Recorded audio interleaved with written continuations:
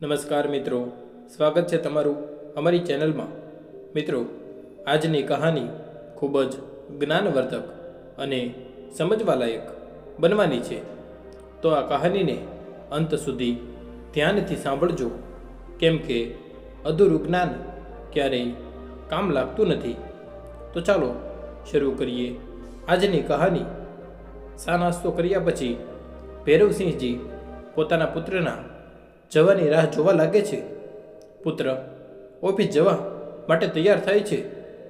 Dining table પર નાસ્તો કર્યા પછી ભૈરવસિંહજી પોતાના પુત્રને કહે છે, બેટા, માર્કેટવાળા ગુરુદ્વારામાં મારા બધા ગરડા મિત્રો મળીને ભંડારો કરવાનો વિચારીએ છીએ, જેમાં મારે 500 રૂપિયા આપવાના છે।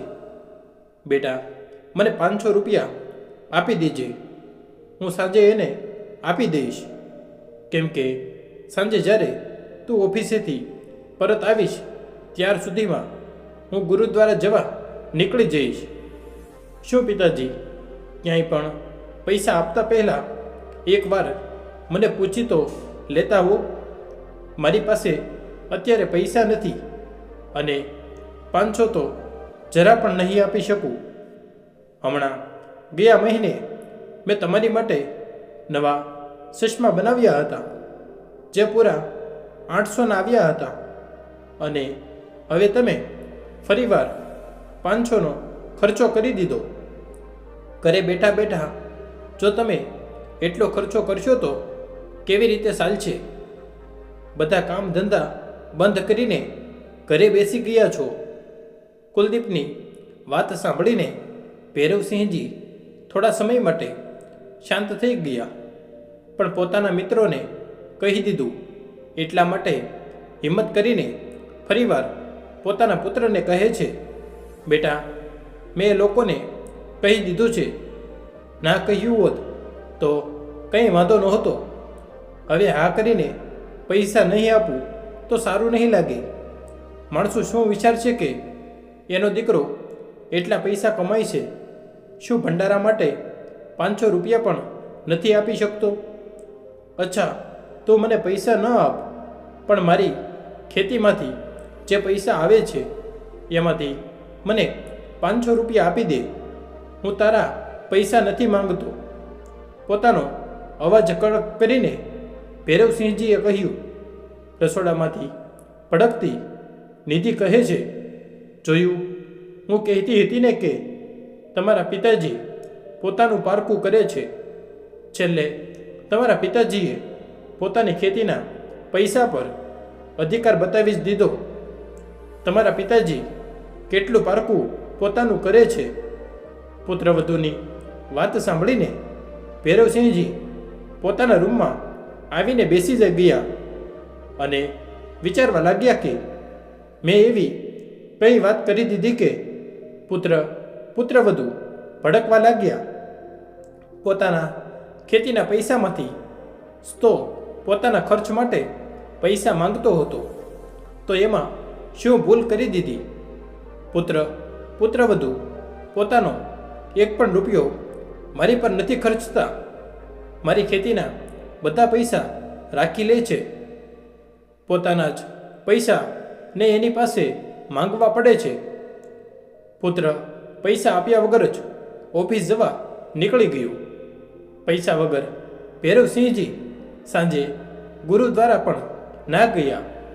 જો ગુરુદ્વારા જાય તો સાંજે એણે પૈસા આપવા માટે કહ્યું હતું, એની પાસે પૈસા છે નહીં તો એ શું આપશે? બીજે દિવસે એ પોતાના પુત્ર પાસે ફરીવાર પૈસા માંગે છે। પુત્ર રાડો પાડીને તેની તરફ 500 રૂપિયા ફેંકીને કહે છે, બસ, બહુ થયું પિતાજી, તમારા ફાલતુના ખર્ચા હવે મારાથી સહન નથી થતા। ખર્ચા કર્યા પહેલાં મને એકવાર પૂછી લેજો, ક્યાં દાન કરવાનું છે, ક્યાં આપવાના છે।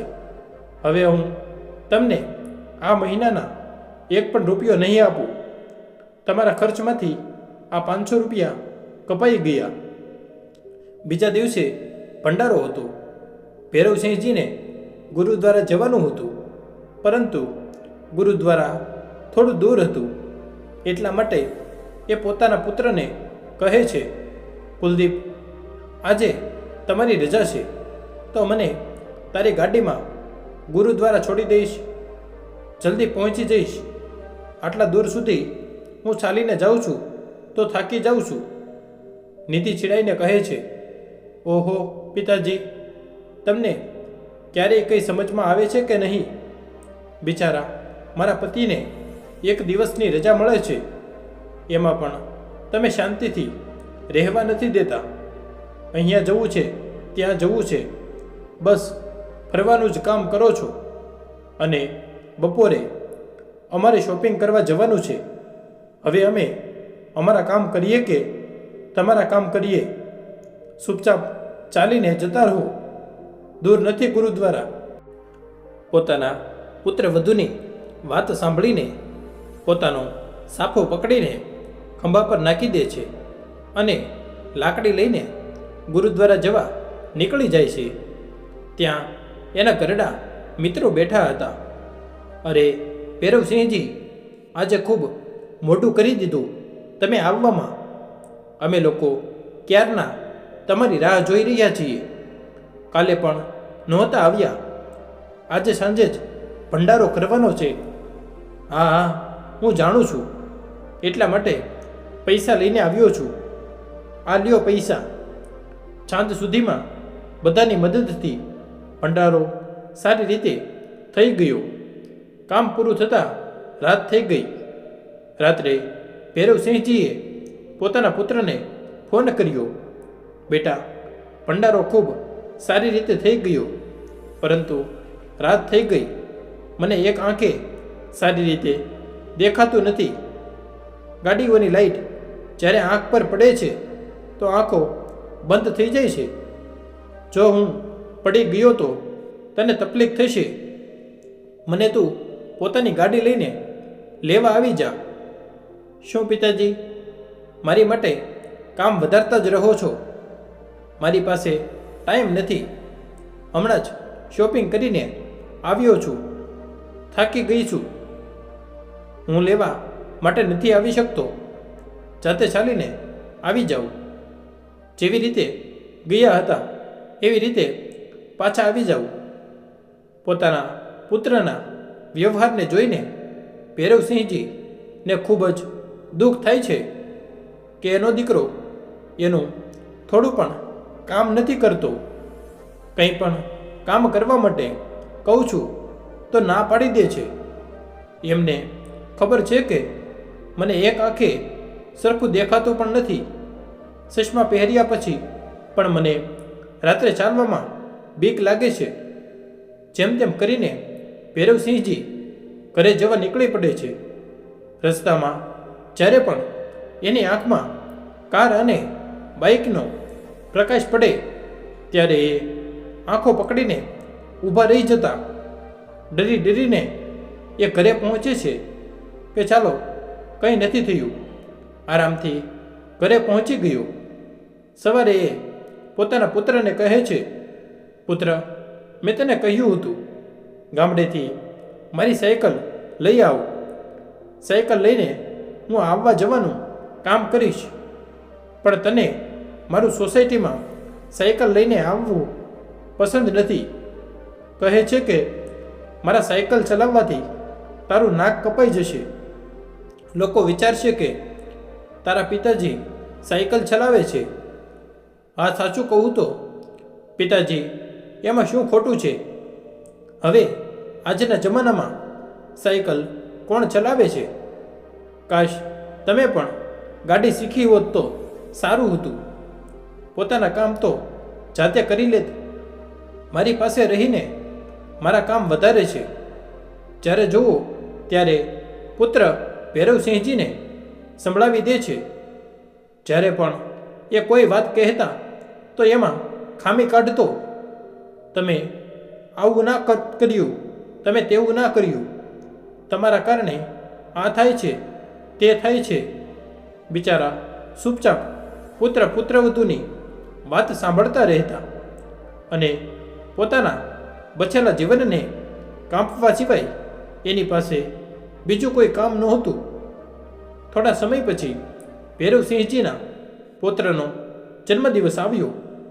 પૌત્ર 10 વર્ષનો છે, જેનું નામ નૈતિક છે. પુત્રવધુ પોતાના પુત્રનો જન્મદિવસ એક મોટી હોટલમાં મનાવવાનું વિચારે છે. બધા લોકો હોટેલમાં જવા તૈયાર થાય છે, તો ભૈરવસિંહજી પણ હોટલમાં જવા માટે તૈયાર થઈ ગયા. પોતાના પિતાજીને નવા કપડામાં જોઈને પુત્રવધુ કહે છે, તમે ક્યાં જવા માટે તૈયાર થયા છો? મારા પુત્રનો જન્મદિવસ છે, હું જવા માટે તૈયાર થયો છું. નહીં પિતાજી, તમે ત્યાં નહીં જાઓ, ઘરે રહો. એમ પણ હોટલનું જમવાનું તમને પચશે નહીં, ખૂબ હેવી હોય છે. અને જો તમે અમારી સાથે આવશો તો ઘરને ખાલી પણ નહીં રાખી શકાય. હમણાં ગયા અઠવાડિયે જ તમે સાંભળ્યું હશે, આપણા બાજુના શર્માજીના ઘરમાં ચોર ઘૂસી આવ્યા હતા અને એના ઘરમાં કિંમતી વસ્તુઓ ચોરી કરીને લઈ ગયા. આપણી સોસાયટીમાં આજકાલ ચોરી ખૂબ જ થવા લાગી છે. તમારે ઘરે રોકાવું પડશે. ક્યાંક એવું ના થાય કે તમારા ગયા પછી પીઠ પાછળથી ચોર આવી જાય અને ઘરમાં ચોરી કરીને જતો રહે. કેટલી કિંમતી વસ્તુઓ પડી છે, તમે અહીંયા જ કેક લઈને આવી જશું. બેટા, મારે કેક નથી ખાવી, મને કેક પસંદ નથી. બસ મારે પૌત્રને જન્મદિવસ મનાવતા જોવો છે. ખબર નહીં આવતા વર્ષ સુધી રહું કે ના રહું, તો પોતાના પુત્રની ખુશીમાં સામેલ તો થઈ જાઉં. પોતાના દાદાજી અને મમ્મી પપ્પાની વાતો નૈતિક પણ સાંભળી લે છે. તો નૈતિક પોતાની મમ્મી પપ્પાને જીદ કરીને કહે છે, કેમ મમ્મી પપ્પા, તમે દાદાજીને મારા જન્મદિવસ પર આવવા માટે ના કેમ પાડો છો? એમને પણ લઈ જાઓ ને મારા જન્મદિવસ પર. જોઈએ નહીં આવે તો હું કેક નહીં કાપું. નૈતિક જીદ કરે છે તો મોઢું ચડાવીને પુત્રવધુ ભૈરવસિંહજીને હોટલમાં લઈને તો જાય છે, પણ આખા રસ્તામાં કુલદીપ પોતાના પિતા સાથે વાત નથી કરતો. જેવી જ કેક કપાય છે, કેક કપાયા પછી જ કુલદીપ પોતાના પિતાનું જમવાનું એક ડબ્બામાં પેક કરીને હાથમાં પકડાવીને કહે છે, હવે તમે ઘરે જતા રહ્યો. ઘર ખાલી છે, ઝાઝા સમય સુધી ઘરને ખાલી ના છોડી શકાય. બહાર રિક્ષા મળી જશે, રિક્ષા કરીને ઘરે જતા રહ્યો. અમે લોકો રાતના 12 વાગ્યા સુધી આવી જશું. હજી મેં જમ્યું પણ નથી અને તું કહે છે કે ઘરે જતા રહ્યો. જમ્યા નથી તો શું થયું? મેં પેક તો કરી દીધું છે. ઘરે જઈને આરામથી બેસીને જમી લેજો. તમે અહીંયા કોઈને ઓળખતા પણ નથી, શું કરશો? મારે કોઈને ઓળખવાની શી જરૂર છે? તમને બંનેને ઓળખું છું, મારા પૌત્રને ઓળખું છું. ઓહો પિતાજી, ફાલતુની વાતચીત કરો છો. ઘરે જાઓ. જો ચોરી થઈ તો સમજી લેજો કે મારાથી ખરાબ કોઈ નહીં હોય. પછી તમને કોઈ નહીં બચાવી શકે. પોતાના પુત્રવધુની વાત સાંભળીને બિચારા ભૈરવસિંહજી બહારથી એક રિક્ષા કરીને પોતાનું જમવાનું ટિફિન લઈને ઘરે પહોંચી ગયા. મેઇન દરવાજાનું તાળું ખોલીને અંદર ગયા. ઘરે પહોંચતા 10 વાગી ગયા હતા. ઘરે પહોંચીને એણે પોતાનું ટિફિન ખોલ્યું. જમતા જતા ત્યારે જ એને બહારથી કોઈકનો આવવાનો અવાજ સંભળાયો. જોયું તો ઘરમાં 2 ચોર ઘૂસવાની કોશિશ કરતા હતા. પાછળના દરવાજેથી જેવા જ ચોર બારી ખોલવાની કોશિશ કરે છે, ભૈરવસિંહજી બાજુમાં પડેલા દંડાને પકડે છે અને રાડો પાડે છે અને એની પાસે જાય છે. જોર જોરથી ચોર ચોર એવી બૂમો પાડે છે. ભૈરવસિંહજીનો અવાજ સાંભળીને આજુબાજુના લોકો ભેગા થઈ ગયા. ઘરની અંદર માણસોને આવતા જોઈ ચોર ભાગી ગયા, પરંતુ ભાગતા પહેલા એ પટ્ટી પર પડેલા કુંડાને પાડતા ગયા, જેના કારણે ભૈરવસિંહજીને ખૂબ ઈજા થઈ. તે પડી ગયા. આજુબાજુના લોકોએ ભૈરવસિંહજીની નરમ પટ્ટી લગાવી દીધી. પીડાથી પીડાતા ભૈરવસિંહજી રૂમમાં આવ્યા. સોસાયટીના કોઈ એક માણસ એના પુત્રવધૂને જાણ કરી દીધી. એ જલ્દીથી પોતાનો કાર્યક્રમ પતાવીને ઘરે આવી ગયા. જોયું તો એના પિતાજીના પગમાં ખૂબ ઈજા થઈ હતી. પુત્રવધૂના પોતાના પિતાજીને ઈજાના વિશે કંઈ નથી પૂછતા. ઘરનો સામાન જોવા લાગે છે કે બધી વસ્તુઓ સુરક્ષિત છે કે નહીં. એવું તો નથી કે પિતાજી જોઈ ના શક્યા હોય અને ચોર વસ્તુ લઈને ભાગી ગયા હોય. બધી વસ્તુઓ જોયા પછી એ પોતાના રૂમમાં સૂવા જતા રહ્યા. કોઈએ પણ પોતાના ઘરડા પિતાજીને ના પૂછ્યું કે ક્યાં ઈજા થઈ છે, કેટલી ઈજા થઈ છે. પોતાના પુત્રવધૂના આવા પારકાપણાના કારણે આજે ભૈરવસિંહજીની આંખોમાં આંસુ આવી ગયા. એક તો પુત્રવધુ એ પુત્રની અડધી પાર્ટી વચ્ચે મને ઘરે મોકલી દીધો કે જાઓ, જઈને ઘરનું ધ્યાન રાખો, ચોકીદાર બનીને રહો. જમવા પણ ન દીધું. એટલી બેઇજ્જતી કરી, એટલી ઈજા થઈ ગઈ, તો પણ કોઈએ મને એમ ના પૂછ્યું કે પિતાજી તમને ક્યાં ઈજા થઈ છે. આજે તો અપમાનની હદ થઈ ગઈ. હવે એનાથી એટલું અપમાન સહન નથી થતું. આંખોમાંથી લગાતાર આંસુ વહે છે. સવાર થતાં થતાં ભૈરવસિંહજીને ઈજાના કારણે વધુ પીડા થવા લાગી. જ્યારે ઈજા થઈ હતી ત્યારે એટલી પીડા નહોતી થતી. એ પુત્રવધૂના જાગવાની રાહ જોઈ રહ્યા હતા. પણ સવારે પુત્રવધુ મોડા જાગ્યા, કેમ કે એ મોડી રાત્રે સૂતા હતા. 9 વાગ્યા પછી બંને સૂઈને જાગ્યા તો ભૈરવસિંહજી પોતાના પુત્રને કહે છે, બેટા કુલદીપ, મારા પગમાં ખૂબ ઈજા થઈ છે. તમે બંનેએ પૂછ્યું પણ નહીં કે ક્યાં ઈજા થઈ છે. એમાં પૂછવાવાળી શું વાત છે? સારા એવા તો ખુરશી પર બેઠા છો. મારા કારણે તારા ઘરની ચોરી થવાથી બચી ગઈ. હવે ચાલો, જે પણ હોય મને ડૉક્ટર પાસે લઈ જા બતાવવા. મને ખૂબ પીડા થાય છે. એટલી પણ ઈજા નથી થઈ કે ડૉક્ટર પાસે લઈને જાઉં અને ફાલતુના ખર્ચ કરું. 2-4 દિવસ આરામ કરો, પોતાની જાતે સારું થઈ જશે. કાંદાને ગરમ કરીને પીસીને બાંધી લો. કોઈ ડૉક્ટરને બતાવવાની જરૂર નથી.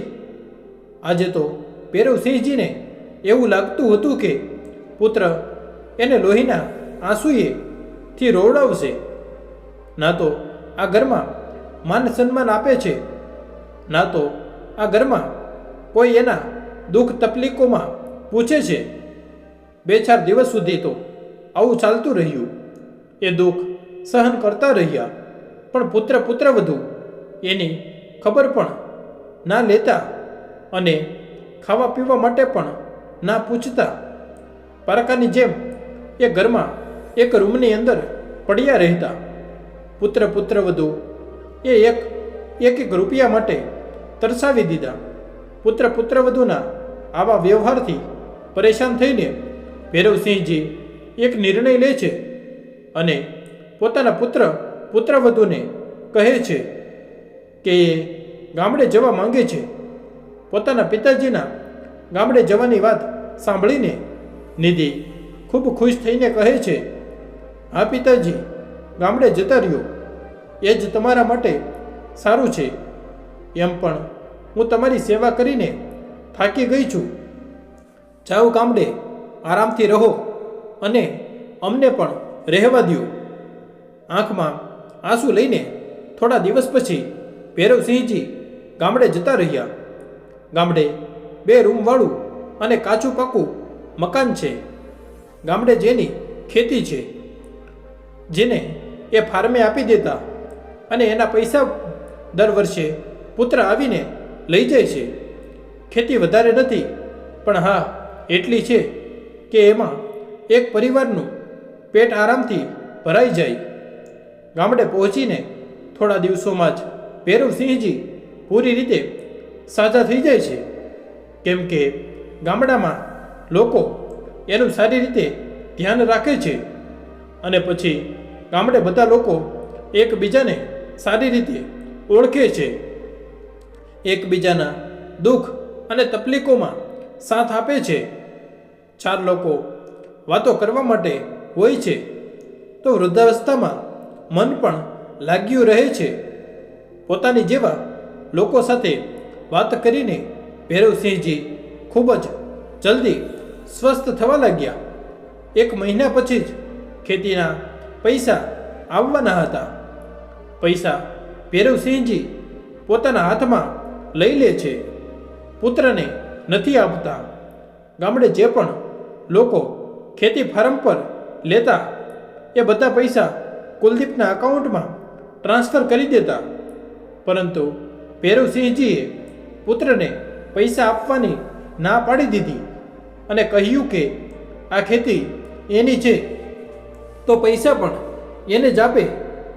હાથમાં પૈસા આવ્યા પછી ભૈરવસિંહજી વૃદ્ધાવસ્થામાં પોતાની જિંદગી સારી રીતે જીવવા લાગ્યા, સારી રીતે ખાવા પીવા લાગ્યા.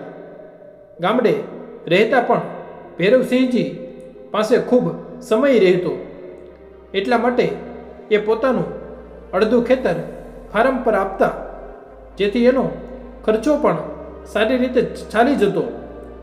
એણે નિર્ણય લીધો કે ખબર નહીં કે ગટપણમાં કેટલી લાંબી જિંદગી છે, કેટલા વર્ષ વધારે જીવીશ. એવું કરું કે હજી મારા હાડકામાં જીવ છે, એટલે અડધી ખેતી પોતે કરું, જેથી થોડા પૈસા ભેગા થઈ જાય, જેને હું બેંકમાં જમા કરાવી દઈશ. વૃદ્ધાવસ્થામાં બીમારી થયા કરે છે, પોતાના પુત્રવધુ આગળ હાથ નહીં ફેલાવવા પડે. ગટપણ આરામથી કપાઈ જશે, એટલા માટે એ અડધી ખેતી પોતે કરવાનો નિર્ણય લે છે. સાથે એનો સમય પણ નીકળી જશે, કંટાળો પણ નહીં આવે અને પૈસા પણ કમાઈ લેશે. થોડા દિવસોમાં ભૈરવસિંહજીના ખેતરમાં હરિયા ભર્યા લીલાછમ થઈ ગયા. ભૈરવસિંહજીને સાયકલ ચલાવતા તો પહેલાં જ આવડતી હતી, એટલા માટે એણે પોતાની માટે એક ગાડી ખરીદી લીધી. ધીરે ધીરે ચલાવતા શીખી લીધું. હવે એ ગાડી લઈને જ ખેતરે જવા લાગ્યા. પોતાના ખેતરની દેખભાળ કરતા ગાડી લઈને જ્યાં જવાનું હોય ત્યાં જતા રહેતા અને ગામડે મજા આવવા લાગી, કેમ કે હંમેશાથી ગામડે જ રહ્યા હતા. એ મનમાં વિચારે છે કે કાશ એ પુત્રવધુ પાસે ન જઈને અહીંયા ગામડે રહીને ખેતી કરી હોત તો એમને એટલા દિવસો સુધી પુત્રવધુની બંદીમાં ન રહેવું પડત. પુત્રવધુએ 1 રૂપિયા માટે તરસાવી દીધા હતા. 500 રૂપિયા પણ નહોતા આપતા. આજે મારી પાસે લાખો રૂપિયા છે.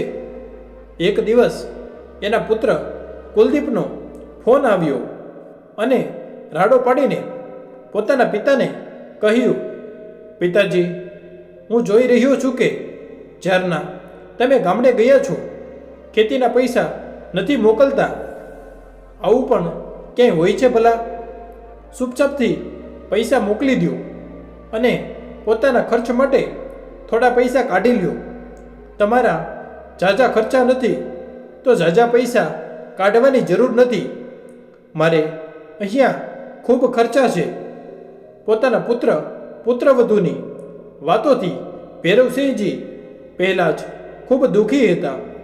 તેમણે વિચારી લીધું હતું કે જ્યાં સુધી એ જીવિત રહેશે પોતાના ખેતીના પૈસા પુત્ર અને પુત્રવધૂને નહીં આપે.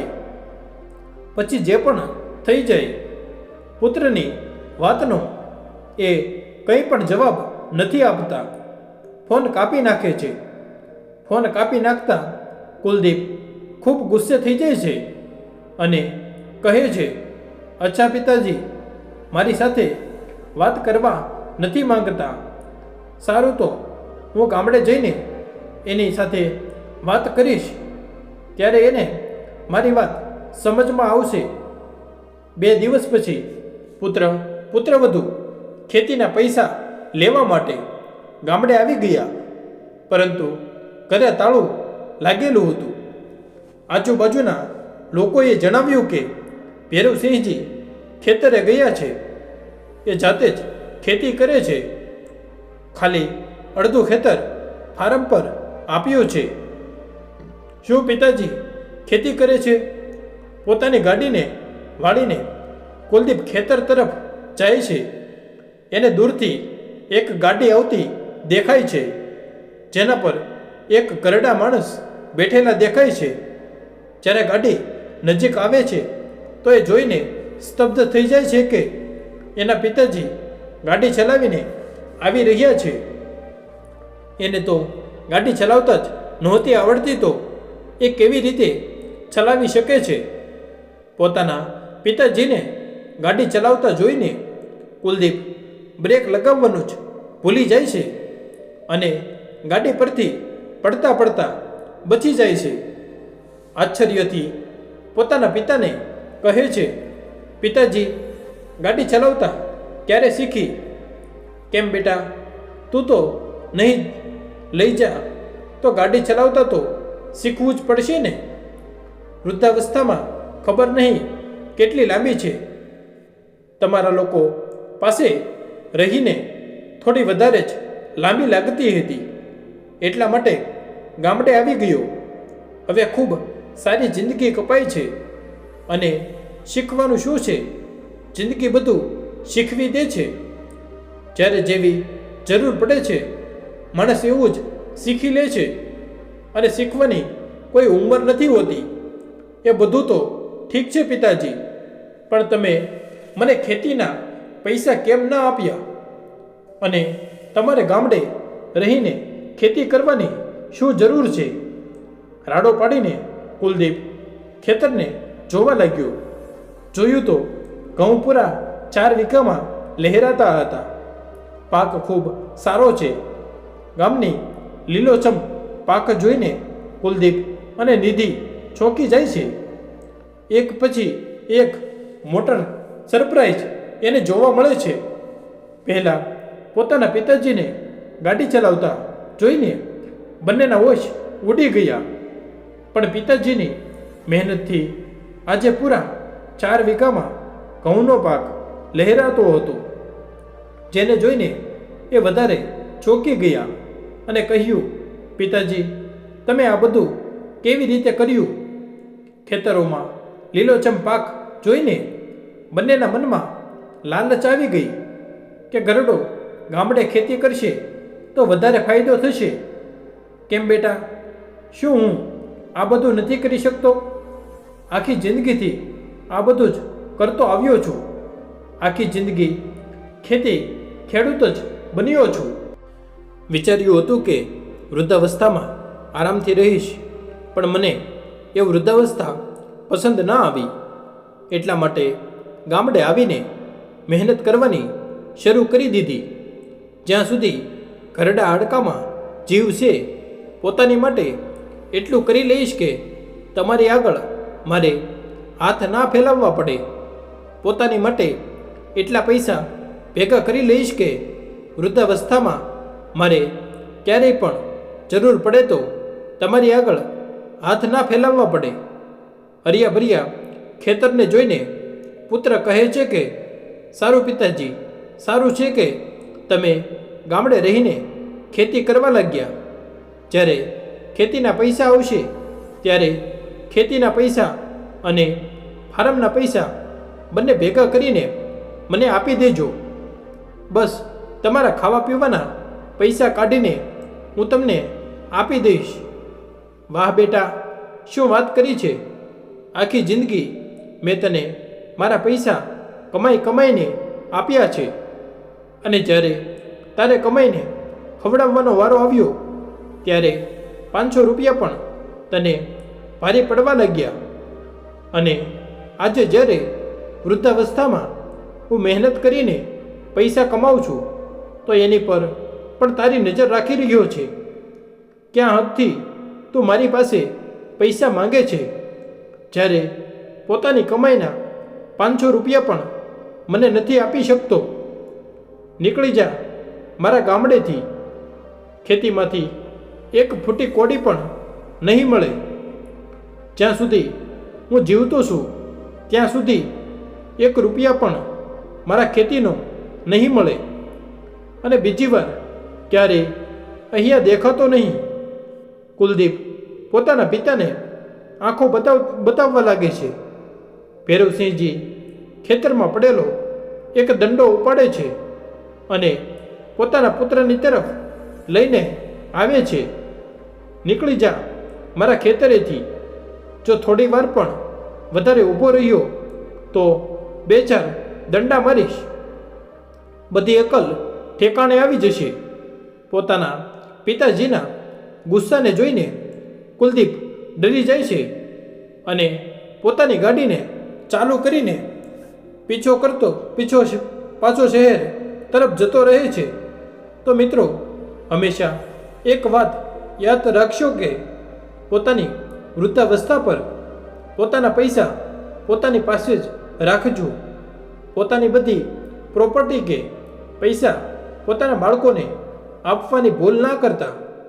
જો બાળકો કહે છે કે એને પૈસાની જરૂર છે, તમે બધું એને સોંપી દો, એ તમારી સેવા કરશે, ત્યારે પણ ના આપતા. કેમ કે પુત્રવધુ મા બાપની પ્રોપર્ટી તો પૂરા હકથી લઈ લે છે, પણ જ્યારે કરવાની વારી આવે છે ત્યારે એને 100 રૂપિયા પણ ભારે લાગે છે. પોતાના માતા પિતા પાસે લાખો રૂપિયા લઈ લે છે, પણ પોતાના પાસેથી 1000 રૂપિયા આપવામાં પણ એનો જીવ નીકળી જશે. તો જ્યાં સુધી તમે જીવિત છો, પોતાના પૈસા અને પોતાની પ્રોપર્ટી પોતાની પાસે રાખો.